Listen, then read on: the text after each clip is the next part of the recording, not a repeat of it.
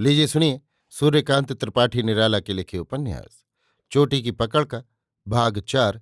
मेरी यानी समीर गोस्वामी की आवाज में। राजा राजेंद्र प्रताप के कोचमैन मुसलमान हैं। 3 बग्घियां और 8 घोड़े कलकत्ता में हैं। कुछ अधिक राजधानी में। अली एक कोचमैन है।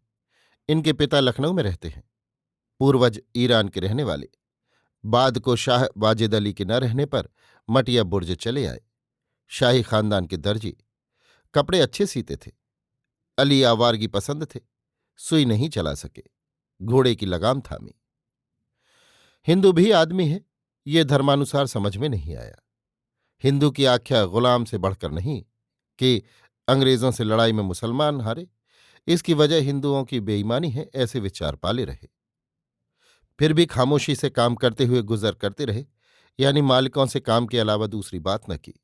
किसी हिंदू को कभी राज नहीं दिया, बल्कि लिया और बड़ी सफाई से, भलमनसाहत के बहाने। बंगालियों की बढ़ती से अली इस नतीजे पर आए कि बिना अंग्रेजी के चूल न बैठेगी। दूर तक पहुंच न थी। पुलिस के मुसलमान दारोगा को राज देने और उनके इशारे पर काम करने कराने लगे। उन्हें एक एक की कुंजी मिली।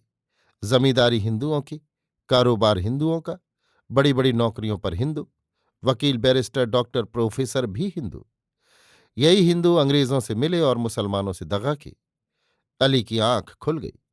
ये मिलने का नतीजा है कि चारों तरफ हिंदू मंडला रहे हैं। सरकार हर एक की है। भूखों मरने वाले भूखों न मरेंगे अगर सरकार को साथ दिया। सरकार ने बंगाल के 2 हिस्से किए हैं, ये मुसलमानों के फायदे के लिए। आए दिन ये जमीनें मुसलमानों की। जमींदारी का ये कानून न रहेगा। नवाबों से सारी मुसलमान रैयत को फायदा नहीं पहुंचा। नक्शा आंख के सामने आया। बादशाहत से वो दब गया था। कुछ यहां सुना, कुछ वहां, कुछ अपनी तरफ से सोचा। स्वदेशी का आंदोलन चल चुका था। बातें मुसलमान और इतर वर्ग के नेता फैला रहे थे। अंग्रेजी शासन के प्रारंभ से ऐसी तोड़ने वाली बातों का महत्व है। अली को कामयाबी हुई। लड़का पढ़ रहा था। एंट्रेंस में 2 साल की उम्र में फेल हुआ। थानेदारी के लिए चुन लिया गया। उन्होंने देखा था, उनके राज से थानेदार इंस्पेक्टर हो गए थे।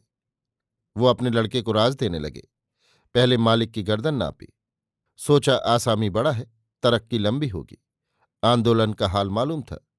राजा साहब जहां जहां गए थे लड़के से कहा। कोठी में जिनकी जिनकी बग्घी आई थी बतलाया।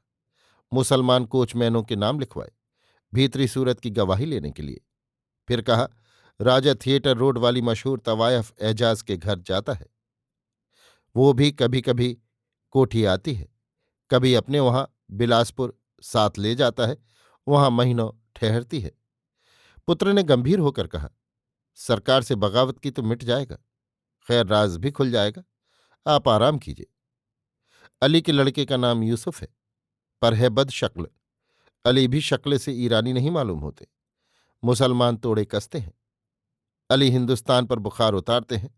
ऐसा मुल्क है कि हुमा भी चुग्द की शक्ल में बदल जाता है। फिर फारिस के मशहूर लोगों को अपने खानदान का करार देकर उनके रंग और रूप की तारीफ करते हैं। यूसुफ ने कसकर डायरी लिखी। फिर मामले में हाथ लगाने की देर तक सोचते रहे।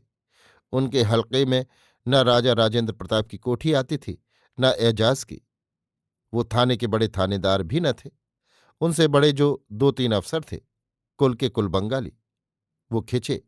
कमिश्नर से मिलने की सोची, पर हिम्मत न हुई। कोई राज सरकार के खिलाफ नहीं मालूम हुआ। अभी सबूत भी नहीं। आसामी बड़े बड़े हैं, बाप नौकर। धेले की बुलबुल हाथ न लगे और टका हुश्काई पड़ जाए, पुलिस की आंख में गिर जाना है। उन्हें हिम्मत हुई। एजाज मुसलमान है, इससे काम निकल सकता है। फिर कच्चे पड़े। उसका राज किसी बड़े मुसलमान के यहां रहता होगा। सीधी बातचीत करेंगे तो पकड़ जाएंगे। कुछ देर कशमकश में रहे, फिर रहा नहीं गया। शिकार हाथ से निकल जाएगा। किसी बड़े के कान में बात पड़ी तो अपना बस न रहेगा, और नामवरी भी शिकार में हाके वालों की रहेगी। बड़ा नाजुक वक्त है। सरकार को सबूत दिलाया जा सका तो रात भर में महल खड़ा हो जाएगा। यूसुफ पिता के कमरे में गए। अली की आंख न लगी थी। आवाज पर उठे। यूसुफ बैठे। कहा, उस रंडी को एक दफा हल्के में ले आना है। झावरमल डागा या जौहरी को फांसिए, उसका मुजरा कराएं। अली की निगाह बदली। कहा, अबे उल्लू के पट्टे, वहीं ढेर हुआ जहां दुश्मन। ये बक्काल बात पर आएंगे? ये बड़े आदमी हैं, इनका राज बड़ों में रहता है। यों पर बंध जाते हैं, भेद खुल जाएगा। बात मान, मछुआ बाजार के गुंडों से काम ले, शिकायत लिखवा, देख कैसी बेपरकी उड़ाते हैं। उसका भी कुछ राज लिया या खातून समझ बैठा? अली ने करवट ली। यूसुफ चले आए। अभी आप सुन रहे थे सूर्यकांत त्रिपाठी निराला के लिखे उपन्यास चोटी की पकड़ का भाग 4, मेरी यानी समीर गोस्वामी की आवाज में।